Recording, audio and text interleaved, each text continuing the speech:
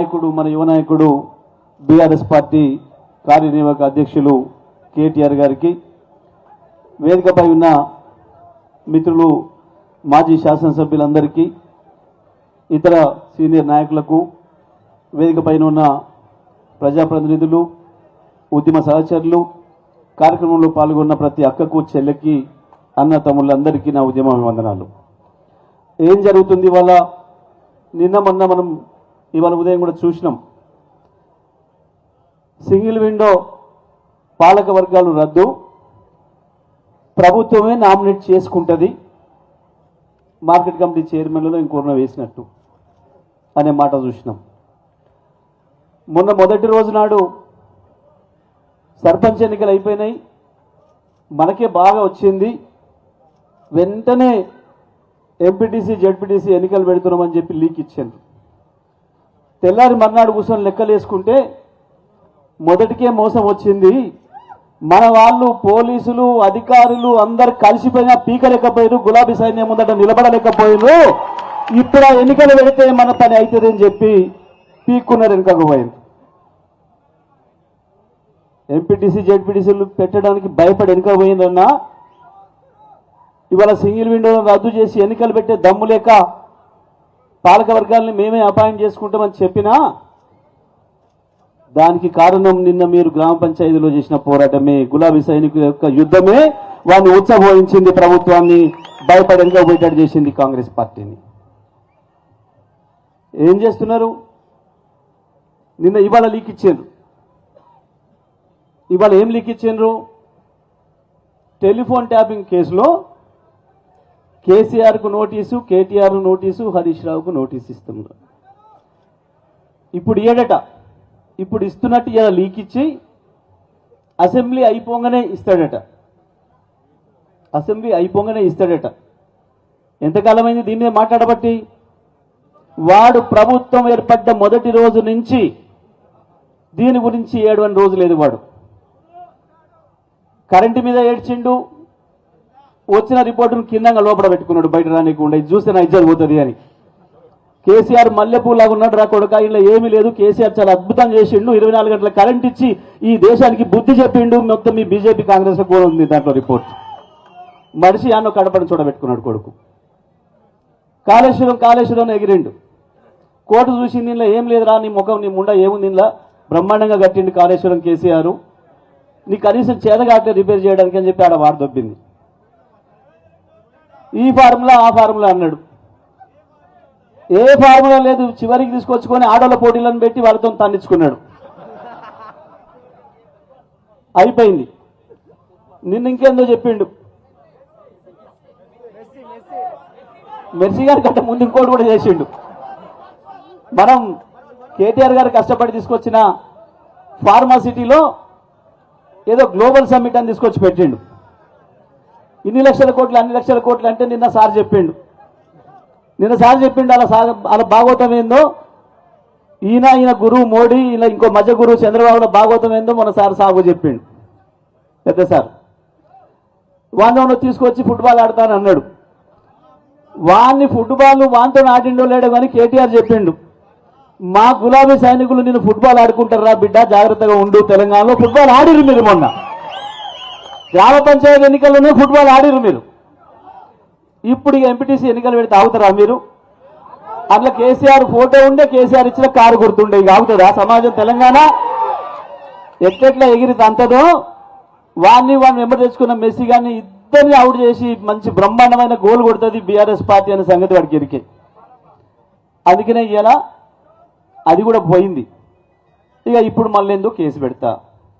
ఏం పెడతావు నీ ముండ కేసు? కేసు పెడితే మా ఊర్లో కార్యకర్తలే భయపడలే, మా బగ్గమతలు కూడా కార్యకర్తలు భయపడలే, మా ఎల్లమ్మ కూడా కార్యకర్తలు భయపడలే. నువ్వు కేసు పెడతానంటే కేసీఆర్, కేటీఆర్, హరీష్ పోయి దాచుకుంటారా నన్న? నీ ముండ 2 ఏళ్ళ నుంచి లేడ్స్తూనే ఉంటుంది. దేనికి మాట్లాడుతున్నాడు? ప్రతి సందర్భం వచ్చినప్పుడల్లా వాడు దొంగతనం చేసి దొరికిన ప్రతిసారి తప్పించుకోవడం కొరకు ఇటువంటి తప్పుడు రాతలు రాయిస్తా ఉన్నాడు. ప్రతి సందర్భంలో ఒక ఎన్నిక రాగానే ఒక లీకేజ్, కేసీఆర్ ఒక సభ పెట్టి బయటకు వచ్చిందంటే ఒక లీకేజ్, దీని మీద ఇదేసినా దాని మీద అదేసినా కేసులకు ఎవరు భయపడతారు? నల్గొండ జిల్లాలో 100 గ్రామాల్లో పెట్టినావు కేసులు. ఆ ఉత్తమ్ కుమార్ రెడ్డి సిగ్గు తప్పి ఓడిపోయిన తర్వాత కూడా కేసులు పెడుతున్నాడు రోజు. నిన్న ఇవాళ పాపం అక్కడ మన కార్యకర్తలు అందరూ వచ్చింది నా దగ్గరికి నిన్న మొన్న రోజు వాళ్ళే వస్తారు పాపం. సార్ మా ఊళ్ళో 50 మందిని రోజు పోలీస్ స్టేషన్ రమ్మంటున్నారు, మా ఊళ్ళో 20 మందిని రమ్మంటున్నారు, గెలిచిన సర్పంచ్ను వార్డు మెంబర్లను కూడా పోలీస్ స్టేషన్కి వచ్చి కూర్చుకోవాలనుకుంటున్నారు. నేను ఒకటే చెప్పిన, మీరు బాధపడొద్దు, మీరు గర్వపడాలి, సంతోషపడాలి. రోజు యానొక అనేది కూర్చుంటావు కదా, ఇది ఇంటికాడ కూర్చుంటావు, లేకపోతే హుజూర్నగర్ పోతావు, అదేందా పోలీస్ స్టేషన్ పోయి కూర్చుంటారు, అది పోయిందేంది? పిలువ కొడక ఇంకా 50 మందిని కూడా చెప్పి పట్టుకొస్తాం, అందరినీ ఊరందరూ వచ్చి కూర్చుంటామని చెప్పు. వాడికి ఏదేందిగా తెలవడానికి తెడ్డలింగం, వాడికి ఏదేంది? భయపడతాం ఆ కేసులకు? మరి మనమే భయపడతాం కేసులకు. గింత అనుభవం చూసి వచ్చిన కేసీఆర్ కేటీఆర్ భయపడతారా?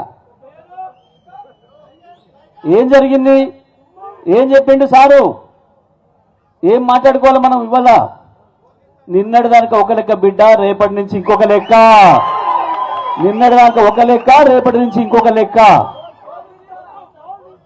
గది చేస్తారు. ఎన్నికలు వెళితే తోలు తీస్తారనే దానికి కొడుకులు తప్పుదారులు పోతున్నారు. ఎన్నికలు వెళితే తోలు తీస్తారని తెలుసు మీరు, అందుకనే తప్పించుకొని మేము అపాయింట్మెంట్లు చేసుకుంటాం, ఇంకోటి చేసుకుంటాం. నిజమే, దేనికి వచ్చిండు కేసీఆర్? ఏమన్నాడు? మీరు నన్ను తిట్టినా 2 ఏళ్ళ నుంచి నేనేమని బాధపడలే, మీరు నా సావును కోరినా నేను బాధపడలే, కానీ నా తెలంగాణ రైతుల ఉసురు తీస్తాయంటే మాత్రం మీ తోలు తీస్తా అని చెప్పాడు కేసీఆర్. నన్ను తిట్టినందుకు తోలు తీస్తా అనిలే, తెలంగాణ రైతుల ఉసురు తీస్తే మీ తోలు తీస్తా అని చెప్పాడు కేసీఆర్. బతుకుండగా తెలంగాణకు ఎవడు చిన్న నష్టం చేసినా, చీమ కుట్టినంత హాని కల్పించినా ఊరుకునేది లేదు అనే మాట చెప్పిండు కేసీఆర్. అవును, వస్తున్నాడు రేపు బ్రహ్మాండంగా నల్గొండ జిల్లా నుంచి యుద్ధం ప్రారంభం చేయబోతున్నాం. డిండి పూర్తి చేయాలి, పాలమూరు డిండి పూర్తి చేయాలి. దానికి కేసీఆర్ వస్తాడు. కృష్ణ మీద కూడా నిద్రపోయి అవతల చంద్రబాబు కృష్ణ నీళ్ళని దోసుకపోతుంటే, నాగార్జున సాగర్ తీసుకుపోయి కేంద్రం చేతిలో పెత్తనం పెట్టుకుంటే మనం మాట్లాడి తీసుకుపోతున్నాడు రా, సోయి లేదు, మీరు లెక్కలు పంచుకునే దగ్గర ఉన్నారు, మీ కమిషన్ల సోయిలో మీరున్నారు, నీళ్ళు అటు పోతున్నాయి, కృష్ణను దోసుకపోతున్నాడు వాడు అని చెప్తే మొట్టమొదటి కుక్కలు వరినట్టు వదిలిండ్రు. కేసీఆర్ వచ్చి నల్లగొండలో 1,00,000 మంది సభ పెట్టి గర్జన చేస్తే తెల్లారి ఉచ్చబోసుకొని అసెంబ్లీలో తీర్మానం పెట్టిండ్రు ఏకగ్రీవంగా, మేము కృష్ణానదిని ఇయ్యం, మేము నాగార్జున సాగర్ని ఇయ్యమని మాట్లాడింది. ఇవాళ కూడా మళ్ళీ బనకచెర్ల విషయంలో అదే చేసిండ్రు. బనకచెర్ల ఎక్కడుందో ముఖ్యమంత్రికి తెలియదు, నీళ్ళ మంత్రికి తెలియదు. అది ఏ ఊర్లో ఉంది అని వాడిని అడుగుతున్నాడు అక్కడ కూర్చున్నాను. నీళ్ళ వాటర్ ఆ పాపం మనకేమరి కాయింది. ఇప్పుడు అంత ఆగమాగం అయినోడేట జర పగల అయినోడేట వదిలేద్దామయ్యా, నేను బేచాన్ అయినోడేట ఎందుకో పాపం. ఇవాళ ఏదైతే కృష్ణానది మీద మళ్ళీ ద్రోహం చేసే ప్రయత్నం చేస్తున్నాడో ఈ ముఖ్యమంత్రి, ఆయన కింది గురువు చంద్రబాబు, పై గురువు మోడీ, ముగ్గురు కలిసి చేసిన ద్రోహానికి వ్యతిరేకంగా తప్పకుండా మిమ్మల్ని ప్రజల్లో నిలబెడతా అని చెప్పి కేసీఆర్ బయటికి రాగానే ఇవాళ ఏదో దొంగలీకులు ఇచ్చి ఈ కేసులు పెడతాం, ఆ కేసులు పెడతాం. మేము ఒకటే మాట చెప్తున్నాం, నువ్వు కేసీఆర్ను, కేటీఆర్ను, ఇంకోరినో జైల్లో పెడతాననుకున్నా, జైలునే కాదు మాకు కనపడకుండా తీసుకుపోయి నువ్వు ఆకాశంలో ఎక్కడ దాచిపెట్టినా ప్రతి ఊరికి ప్రతి ఒక్క గులాబీ సైనికుడు కేసీఆర్ అవుతాడు, మీ పంతం పడతాడు, మీ అంతం చూస్తారు తప్ప మిమ్మల్ని వదిలిపెట్టేది ఉండదు. కేసులకు భయపడిపోయేటోళ్ళం కాదు, కేసులు అంటేనే ఇష్టం, ఎదుర్కొని వచ్చిన వాళ్ళం ప్రతి ఒక్కరం కూడా ఈ ఊకదంపుడు ఉపన్యాసాలు, తొండ బెదిరింపులతోని బీఆర్ఎస్ పార్టీ సైనికుల్ని భయపెట్టేయలేరనే విషయాన్ని రుజువు చేసి మొన్న గెలిచిన వాళ్ళకంటే ఓడిపోయిన వాళ్ళకే నేను అభినందనలు ఎక్కువ తెలియజేస్తా ఉన్నా. ఓడిపోయిన వాళ్ళు మళ్ళీ సిద్ధంగా ఉన్నారు, మళ్ళీ ఏం ఎన్నికలు వస్తాయి మళ్ళీ మేము దొరుకుదామని చెప్పి సిద్ధంగా ఉన్నందుకు ఓడిపోయిన వాళ్ళందరికీ కూడా 2 సార్లు అభినందనలు చెప్తూ, గెలిచిన మిత్రులందరికీ కూడా అభినందనలు చెప్తా ఉన్నా. మీకు ఇంకోటి కూడా ప్రలోభాలు మొదలైనాయి, మీకేదో ఇది ఇస్తాం అది ఇస్తాం, మీరు రండి అని చెప్పి పిలుస్తున్నారు. పిలిస్తే పోయిన లాగమైపోతారు. మీరు ఎమ్మెల్యే సర్పంచులు పక్కన పెట్టి పోయిన ఎమ్మెల్యేల పని ఏమైంది? వాడు తిని ఎరిగినట్టు తీసి బయట వేసిండు. ఇవాళ వాడు ఏమంటున్నాడు? కార్డియన్స్ ఏంటోడు కూడా సిగ్గు తప్పి నేను బీఆర్ఎస్లనే ఉన్నా. అరే నిన్ను వదిలేసిన పోయి నీకు విడాకులు ఇచ్చిన వెళ్ళిపోరా అంటే వచ్చి ఇంటి ముందర కూర్చోనట్టు నేను నీతోనే సంసారం చేస్తా, సిగ్గుండాలి కదా కొంచెమన్నా. తిని ఎరిగి పారేసినట్టు వాళ్ళని ఎమ్మెల్యేలనే వారేసిండు. ఎవ్వడు ఒక్క రూపాయి తీసుకురాలి నియోజకవర్గానికి. పోయిన ప్రతి ఒక్కడు మా నియోజకవర్గ అభివృద్ధి కొరకు పోతున్నాను మాట్లాడి మీరు అందరూ చూసిండ్రు. ఒక్కడంటే ఒక రూపాయి నియోజకవర్గానికి తెచ్చినోడు లేడు. మరి గా ఎమ్మెల్యేలకే ఇవ్వలేదు నియోజకవర్గానికి, ఇక సర్పంచ్లకు ఇస్తాడు వడిపీకి. అలా పోతే పోయిన వాళ్ళు ఆగమైపోడు తప్ప ఎటు కాకుండా అవుతారు తప్ప, ఇప్పుడు వాళ్ళు అయినట్టు ఆది కాకుండా మొగోడు కాకుండా ఏ పార్టీలో ఉన్నా నాకే తెలుస్తలేదని ఒకడు, నేను ఇంకా కేసీఆర్ దగ్గరనే సంసారం చేస్తాను ఒకడు, ఇటువంటి మాటలు మాట్లాడుతున్నారు. ఆగమైపోయినారు వాళ్ళే, ఎవరు కూడా ఆగమయ్యే పని లేదు. 2 రోజులు ఆగుండ్రి, కాంగ్రెస్ నుంచే తండోపతండాలుగా ఇటువైపు వస్తారు తప్ప ఇటు నుంచి అడిపోయేది ప్రజలు ఎటు మళ్తే వాళ్ళు అటే మళ్తారు. ప్రజలు ఇవాళ కేసీఆర్ వైపు